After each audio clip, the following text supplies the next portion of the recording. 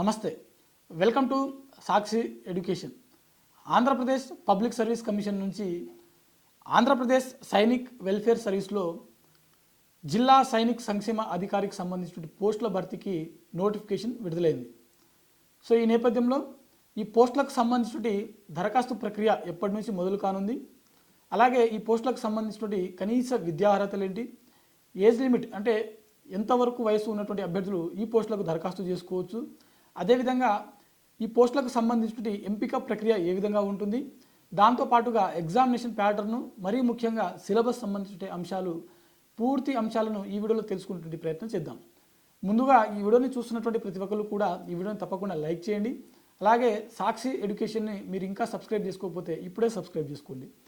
అయితే ఈ పోస్టులకు సంబంధించిన దరఖాస్తు ప్రక్రియ చూసినట్లయితే అక్టోబర్ 9 నుంచి అక్టోబర్ 29 వరకు, నెక్స్ట్ మంత్ అక్టోబర్ ఏదైతే ఉందో అక్టోబర్ 9 నుంచి 29 వరకు దీనికి సంబంధించిన దరఖాస్తు ప్రక్రియ మనకు అందుబాటులో ఉంటుంది. ఈ దరఖాస్తు లింక్ ఏదైతే ఉందో ఆంధ్రప్రదేశ్ పబ్లిక్ సర్వీస్ కమిషన్ అధికారిక వెబ్సైట్ ఏదైతే ఉందో అందులో మనకు దీనికి సంబంధించిన లింకు అవైలబుల్లో ఉంటుంది. అయితే ఏజ్ లిమిట్ చూసినట్లయితే అభ్యర్థులకు గరిష్టంగా 52 సంవత్సరాలు వచ్చిన వారు కూడా ఈ పోస్టులకు దరఖాస్తు చేసుకోవడానికి ఎలిజిబుల్. అంటే గరిష్టంగా 52 సంవత్సరాలు వచ్చే వరకు కూడా అభ్యర్థులు ఎవరైతే ఉన్నారో వారందరూ కూడా ఈ పోస్టులకు దరఖాస్తు చేసుకోవచ్చు.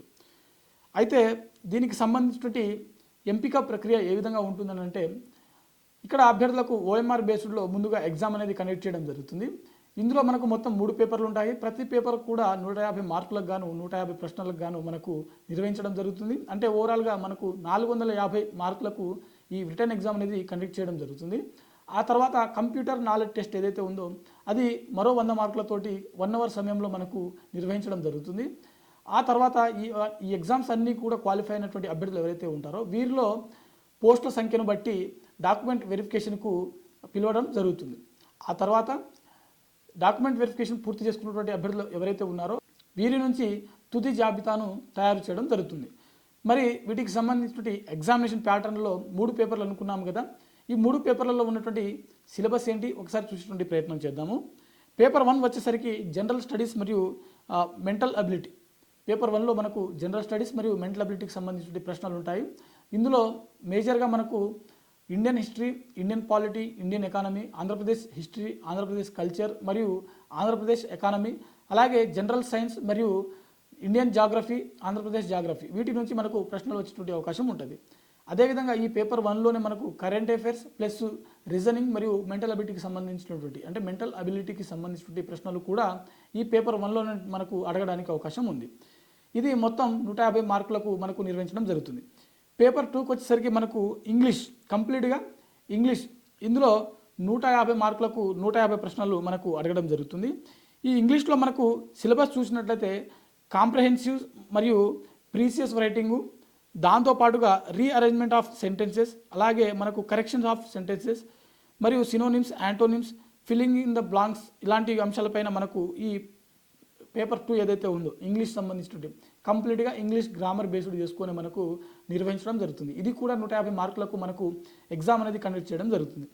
అదేవిధంగా పేపర్ 3కి వచ్చేసరికి మనకు ఎలిమెంటరీ మ్యాథమెటిక్స్, పేపర్ 3లో కూడా మనకు 150 ప్రశ్నలకు గాను ఎగ్జామ్ అనేది కండక్ట్ చేయడం జరుగుతుంది. ఇది కంప్లీట్గా మనకు మ్యాథమెటిక్స్ బేస్డ్ చేసుకొని ఉంటుంది.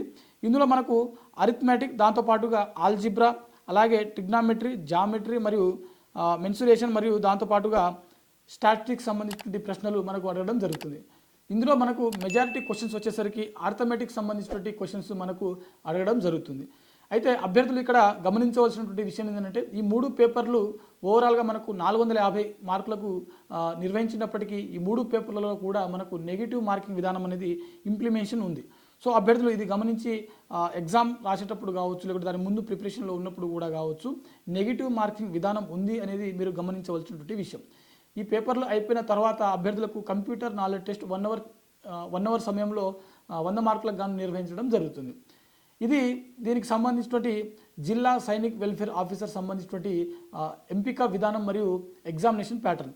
మరి వీటికి సంబంధించినటువంటి విద్యార్హతలు చూసినట్లయితే అభ్యర్థి కంపల్సరీగా ఈ పోస్టులకు దరఖాస్తు చేసేటువంటి అభ్యర్థులు ఎవరైతే ఉంటారో కంపల్సరీగా ఈ పోస్టులకు అంటే కంపల్సరిగా ఆర్మీ లేదా నేవీ లేదా ఎయిర్ ఫోర్స్ నుంచి రిటైర్ అయినటువంటి మాజీ సైనికులతో మాత్రమే ఈ పోస్టులను భర్తీ చేయడం జరుగుతుంది. అంటే ఇటు ఆర్మీ, నేవీ లేకపోతే ఎయిర్ ఫోర్స్లో ఈ మూడిట్లో ఏదో ఒక దాంట్లో అభ్యర్థి ఖచ్చితంగా పనిచేసినటువంటి వాళ్ళు ఎవరైతే ఉంటారో, ఎక్స్ సర్వీస్ మ్యాన్ వాళ్ళు ఎవరైతే ఉంటారో వారు మాత్రమే ఈ పోస్టులకు దరఖాస్తు చేసుకోవడానికి ఎలిజిబుల్ అని చెప్పి మనకు చాలా స్పష్టంగా ఇక్కడ మెన్షన్ చేయడం జరిగింది.